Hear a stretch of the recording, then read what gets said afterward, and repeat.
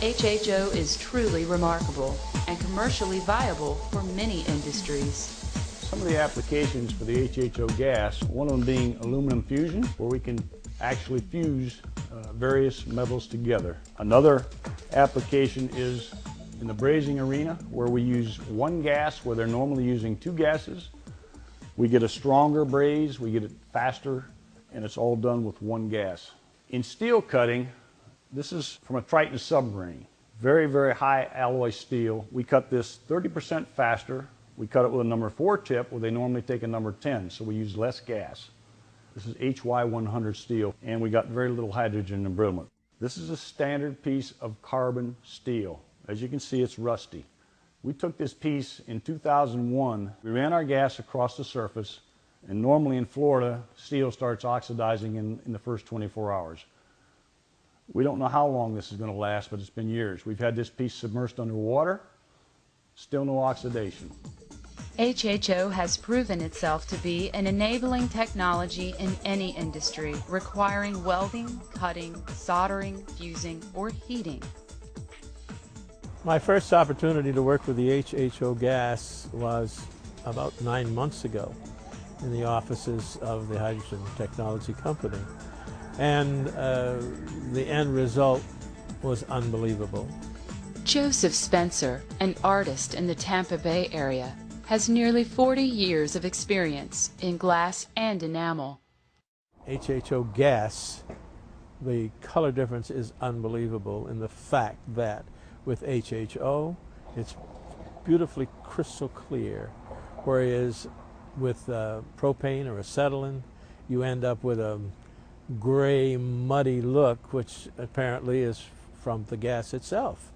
And you can't do anything about it, you're stuck with it. Basically what I'm doing right at the moment is I'm heating a copper ball, and we're putting it into the HHO gas. And as an end result, the heating is almost instant. And I'm applying the enamel to it, a dark blue, and then we return it to the HHO gas, get the ball red hot. One of the nice things in this particular case with the HHO is that I don't have to do it more than twice. And then we're going to a mix.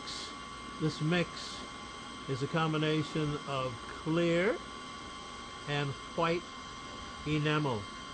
And as an end result, we'll end up with a snowflake bead. HHO is so clear, so hot, and so pure that you end up with an absolutely beautiful bead. Another huge advantage of the gas is its sheer economy. Our cost of running our HHO generator the entire day, including distilled water, which I get from the local grocery store, and our total electricity consumption, is less than $7 a day. Furthermore, we never worry about running out of gas. As long as you can flip a switch and pour a little water, you've got all the gas you want. Dee Cruz is a copper artist in Cape Fear, North Carolina. One of the most signature traits of his artwork are the vibrant colors brought out in the copper by the HHO gas. In fact, much of Dee's work would be impossible without HHO gas. Okay, now we're cutting a palm tree top. This is a small palm tree, and this is a fairly intricate piece. You notice how cleanly it cuts and how little molten material it leaves. As she comes back down this leaf in particular, notice how the entire leaf is cherry red without falling off or melting away. We couldn't do that with any other gas. The most outstanding and profound thing about HHO gas is that it represents something that is so totally unique, so completely different, and so absolutely new, that I think that it goes beyond being simply a new form of energy. And in reality, as time goes on, will be proven to become or develop into an entirely new branch of science. That day may already have arrived.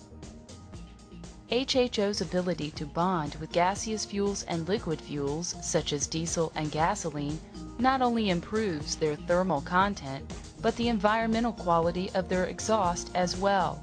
And, in contrast to hydrogen fuel cell technology, HHO is much safer and does not require any changes to the current fuel infrastructure.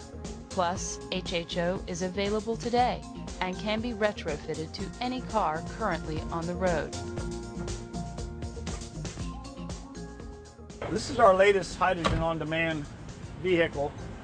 Has a 1.9 liter engine, and as you can see, we've made very little modifications. Totally different than the fuel cell, where they're operating at up to 10,000 pound PSI. This car drives at 55 PSI, and we make the hydrogen on demand, no storage. They store 10,000 PSI in a tank, which is like driving a hydrogen bomb. We put an upgraded alternator to make the electricity. The electricity is sent back to the electrolyzer where we make our very unique HHO gas. The gas is brought back up through this hose and injected down into the engine. This particular vehicle, we've gotten up over 51% fuel economy.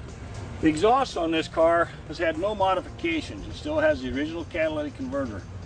And we just get a little bit of steam and water with very good emissions and no CO2. The nice part about it is this vehicle is ready today, not 30 years on down the line with the fuel cell vehicle. HHO gas. It's here, it's now, it's evolutionary. HHO gas is now being marketed to the public as Aquagen.